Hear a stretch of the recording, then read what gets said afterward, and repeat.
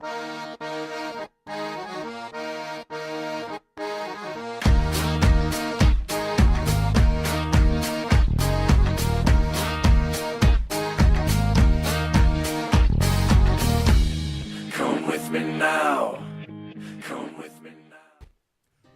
à tous, dans cette vidéo explicative du tour numéro 1 du tournoi OFC Ultimate Warrior, le tournoi de duel mystère organisé par le Discord Overwatch French Clan.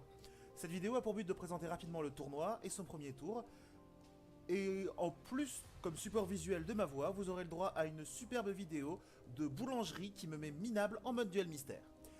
Alors, le tournoi Overwatch French Clan Ultimate Warrior est un tournoi fait pour le fun, dans le but tout simple de s'amuser ensemble avec des matchs qui sont autant que possible impressionnants, sympas et en mettant le suspense en avant et par rapport à juste la volonté de déterminer lequel est le meilleur. C'est pas le projet, c'est pas le projet. Le but du tournoi, c'est de faire des matchs sympathiques à suivre, de nous donner un objet commun de discussion et de faire une plateforme sympa où on peut en plus montrer nos talents respectifs. Alors, les matchs sont donc en mode duel mystère, c'est-à-dire que à chaque manche, un héros est choisi qui sera commun aux deux joueurs. Les deux héros, du coup, seront avec les skins qu'a d'habitude ce joueur pour ce personnage. Et le but du jeu, c'est de battre l'autre personne avec le héros qui a été choisi. Le tournoi est en 5 manches gagnantes, c'est-à-dire que au bout de 5 manches gagnées, c'est la personne qui a gagné 5 manches obtient la victoire. Donc c'est un best of 9 si vous préférez. Donc les héros possibles sont limités. Tous les héros ne peuvent pas être joués en mode duel mystère pour des raisons que je vais vous expliquer. Alors par exemple Ange n'est pas jouable en duel mystère, étant donné que son autorégène la rend extrêmement frustrante à jouer en duel pour les deux personnes qui sont présentes. Donc c'est pour ça que Ange n'est pas admise. Pour des raisons à peu près similaires, Lucio n'est pas autorisé non plus en mode duel, parce que tout bêtement il peut s'auto-régénérer, donc s'enfuir, se soigner et revenir est une tactique qui est à la fois trop énervante et qui remet en jeu à chaque fois trop de choses lors des duels pour permettre de l'autoriser. Sont aussi, pour des raisons différentes, refusés Bastion et Reinhardt ne sont pas autorisés. Pourquoi? Parce que c'est des duels basés sur l'embuscade. C'est pas très sympathique à regarder, ça peut durer un petit peu à l'infini. Et si un joueur perd et qu'il a envie de faire chier, il a qu'à se mettre dans un coin, se mettre en tourelle et plus à bouger. Reinhardt n'est pas autorisé pour des raisons autres, mais à peu près similaires. C'est que les duels de Reinhardt, c'est super chiant. Si tu arrives à placer la charge, t'as gagné, sinon non. Il y a un petit peu de visée sur les choses. En tout cas, c'est trop aléatoire et trop winner takes all pour être autorisé même dans un tournoi un petit peu fun. N'est pas autorisé non plus D.Va, pour une raison assez particulière, c'est que D.Va repose sur des stratégies étranges du genre perdre son mecha en premier afin de pouvoir avoir plus de temps pour recharger son ulti pour pouvoir réavoir le mecha après. Donc ce n'est pas autorisé non plus. Symmetra est refusé pour les mêmes raisons que Bastion, le gameplay d'embuscade, et c'est la même chose pour Torbjorn. Winston et Zarya sont aussi refusés, pour des raisons proches de celles de Reinhardt, c'est-à-dire une raison d'aléatoire et de duel un petit peu chiant. On a conservé le duel de Moira, après de longues discussions pour savoir s'il fallait l'autoriser ou pas, tout bêtement parce qu'il n'y a aucun vraiment des autres problèmes qui se mettent, à part éventuellement le problème de Lucio sur le fuir, se régénérer et revenir. Certes, mais avec Moira c'est moins flagrant, étant donné que pour le coup elle est moins rapide quoi.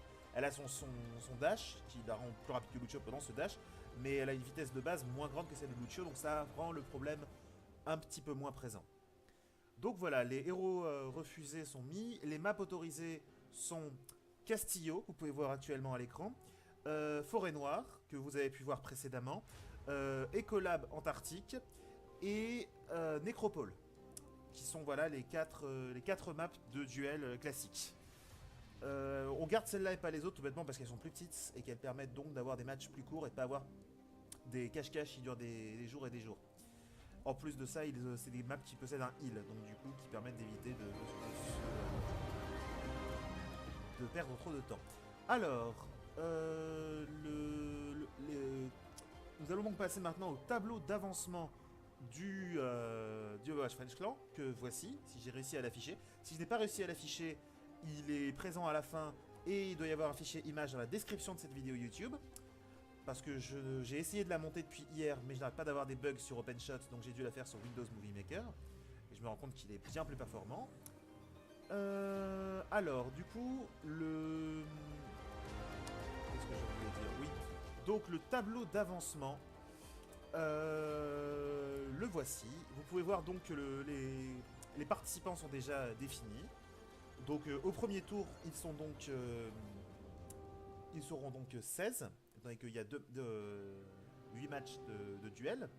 Reaper of Soul, The Irox, Remember Me, Armored Pangolin, Dwarford, Alexer, Ténébriel, Dark Soul, Jorzan, Timmy Nguyen, Tirasi, Sacridef, Nelte, Lou, moi-même et Argozar. Donc, le premier tour de duel est un petit peu particulier. En fait, comme il y a 24 joueurs, et bien, que nous avons dû les diviser en groupes de 3, et bien du coup, il y a eu 3 groupes de 8. Un groupe de joueurs qui sont les plus mauvais, un groupe de joueurs qui sont les plus moyens, et un groupe de joueurs qui sont les plus bons. Le principe est tout bête, et c'est pas du tout un principe pour faire de la ségrégation sur le skill, tout bêtement parce que je ne connais rien au skill des personnes. J'ai juste pris le record de cote atteint par tous les joueurs du Discord qui se sont inscrits au tournoi. Donc celui qui a eu le plus gros record de cote, qui est un 3200 je crois, c'était Elric Olmancho, qui donc arrive directement au deuxième tour. Et celui qui est le plus bas, c'est Armored Pangolin, alors que même si jamais je suis bien au-dessus du niveau cote, il n'y a aucune chance que j'arrive à le battre en duel. Donc les cotes ne veulent rien dire, je ne veux insulter personne. Le premier tour, c'est donc le groupe des moyens contre le groupe des mauvais. Du coup, c'est un match en double élimination, ce qui veut dire que ceux qui vont gagner le premier tour vont aller au deuxième tour, mais ceux qui vont perdre le premier tour vont se trouver au premier tour d'élimination. Qui permettra donc du coup, ils devront gagner tout leur duel jusqu'à la finale s'ils veulent survivre. S'ils veulent rester dans le tournoi. Donc un match en double élimination, pourquoi? Parce que ça permet d'avoir un droit à l'erreur et d'éviter sur un coup de bad ball ou sur une mauvaise tirage de personnage, se retrouver simplement éjecté. Le tournoi est fait pour le fun, alors j'ai gardé une certaine dimension d'aléatoire, mais pas trop non plus. Le but n'est pas de frustrer les joueurs. Donc vous pouvez voir que dans l'ordre, les tours seront le premier tour, le deuxième tour. Ensuite, nous passerons directement au premier tour d'élimination. Ensuite, le second tour d'élimination. Ensuite, nous disputerons les huitièmes de finale. Ensuite, nous ferons le 3e, 4e et 5e tour d'élimination. Non, 4e tour d'élimination, excusez-moi. Puis les quarts de finale, le 5e tour d'élimination, puis le 6e tour d'élimination. Ensuite, nous disputerons les deux demi-finales. D'abord celle dans la normale, puis ensuite la demi-finale d'élimination. Et enfin, la grande finale entre celui qui aura survécu dans le circuit normal sans jamais se perdre de match et celui qui n'aura au final perdu qu'un seul match. Il n'y aura qu'une seule finale, donc ça veut dire que celui qui ne perd qu'un seul match, mais c'est la grande finale, il a tout de même perdu. Bon, il aura réussi une performance très impressionnante, mais il aura tout de même perdu. Donc, voilà. Participe au tournoi pas mal de gens 24 joueurs du Discord. Les inscriptions sont maintenant closes, malheureusement. Mais était également possible autre chose, c'est-à-dire de faire des prédictions. Les prédictions, qu'est-ce que c'est? Ça consiste à remplir un tableau de match pour l'intégralité du tournoi. Donc, prédire à l'avance qui va affronter qui, dans quel ordre et qui va gagner contre qui. Et sachant qu'il y a un prix à gagner également pour celui qui aura fait la prédiction la plus proche de la vérité. Donc du coup, il y a eu 8 personnes du Discord qui sont prêtées au jeu et qui ont créé des tableaux et qui espèrent du coup arriver à être le devin et à faire les prédictions les plus parfaites. Donc les matchs, alors... Vous remarquerez un détail, c'est que si vous regardez cette vidéo comme étant la première de la playlist, c'est qu'il n'y a pas de match numéro 1. C'est parce que nous avons eu un abandon de The Irox, qui du coup a quitté le Discord et si j'ai bien compris s'est mis à jouer à Dragon Ball FighterZ. C'est la faute des organisateurs, surtout de moi en l'occurrence, c'est ma faute d'avoir voulu lancer un tournoi le jour de la sortie du jeu. Et bon, ça fait partie... C'est normal, hein. Il y a des désistements, il y en aura peut-être, je ne sais pas encore, tous les matchs ne sont pas encore faits. Du coup voilà, Reaper of Soul part directement au deuxième tour et il affrontera Elric Olmancho, le favori le favori du tournoi. Ensuite, les matchs du premier tour. Le premier match, enfin du coup le match numéro 2, sera Remember Me contre Armored Pangolin.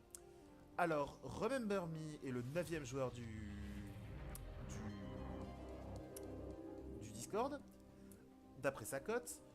Cependant, il va se trouver face à forte partie, étant donné que Armored Pangolin n'aime pas faire du ranked, mais que tout le monde sait que c'est un DPS foudroyant. Alors, en l'occurrence, ce match sera véritablement à suivre, étant donné qu'il oppose le meilleur du groupe des moyens et celui qui est techniquement le pire du groupe des mauvais, mais qui en fait a une valeur bien plus élevée. Ensuite, le deuxième match, Dwarford contre Alexer. Alors, ce match-là sera probablement à suivre, étant donné que du coup, il y a un gros écart entre les deux. Dwarford va probablement gagner ce match, mais Alexer peut créer la surprise. Ensuite, le quatrième match opposera Ténébriel à Dark Soul. Encore une fois, une grosse différence de niveau entre les deux. C'est normal, les matchs sont faits de façon à ce que les joueurs les plus forts restent séparés le plus longtemps possible pour avoir une belle finale, une belle demi-finale, et éviter que la finale se passe au premier tour avec directement les favoris qui se rencontrent. Les favoris se rencontreront vers la fin, et du coup, au début du match, il risque d'avoir beaucoup de matchs qui seront des formalités pour certains joueurs, étant donné que du coup, ils sont... comment ça s'appelle ? Ils sont donnés bien meilleurs que les autres. Mais bon. Donc voilà, Ténébriel contre Dark Soul, gros écart.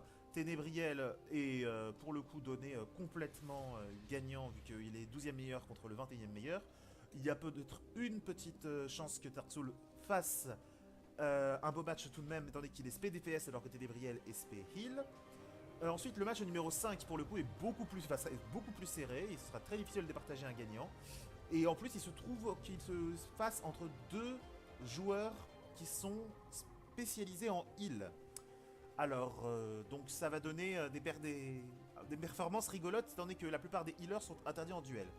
Il est à noter que Timmy Nguyen, on n'a pas réussi à savoir quel était vraiment son record de cote, étant donné que il est platine sur le Discord, mais je n'ai pas trouvé de record qui soit au-dessus du niveau or. Donc, je ne sais pas vraiment ce qu'il en est. Ensuite, nous avons Tirassi contre Sacridef. Alors, Tirassi est encore une fois donné gagnant, étant donné que du coup c'est le 10e meilleur sur le papier. Le seul problème, c'est qu'en fait, il n'a pas joué depuis la saison 1, et que son score de cote est une conversion de son score de cote de l'époque de la saison 1, où il a fait quand même un 58, ce qui est impressionnant pour le coup, et qui vaut pratiquement un diamant. Mais étant donné que ça fait longtemps qu'il n'a pas joué et qu'il doit être un petit peu rouillé, et bien du coup, il n'est noté que 10e, alors qu'il pourrait confortablement être dans le trio de tête. Il est donné contre Sacridef, qui est un joueur flex relativement polyvalent, mais qui a une cote assez faible parce qu'il n'a vraiment pas de chance. Ensuite, le 7ème match opposera Neltei, un SP DPS, principalement Tracer, contre Lou, un tout nouveau sur le Discord, dont personne ne sait d'où il vient et personne ne sait ce qu'il joue. C'est notre grand inconnu. Enfin, le 8ème match du premier tour opposera Railing à Argozar. Donc Railing, c'est moi-même, je suis spé tank. J'ai une cote de 2400 et je suis opposé à Argozar qui est aussi un spé tank et qui a une cote un petit peu inférieure à ceci. Donc qu'est-ce que je voulais dire oui. Donc voilà, le premier tour aura lieu et ensuite nous permettra d'avoir une place au second tour, afin d'y affronter au choix un des 8 joueurs qui ont les meilleures cotes du forum. Dans l'ordre croissant de cotes, ce sera donc Erael, Casimir, Mikal, Ilo Mathieu, Lilol62, Reto, Ladji et Elrico le Manchot. Une vidéo sera présente au début de chaque tour pour pouvoir faire un bilan du tour précédent et dire les matchs à suivre sur le prochain tour. C'était Railing et je vous souhaite un agréable match et je vous laisse avec le tableau d'avancement. Bisous!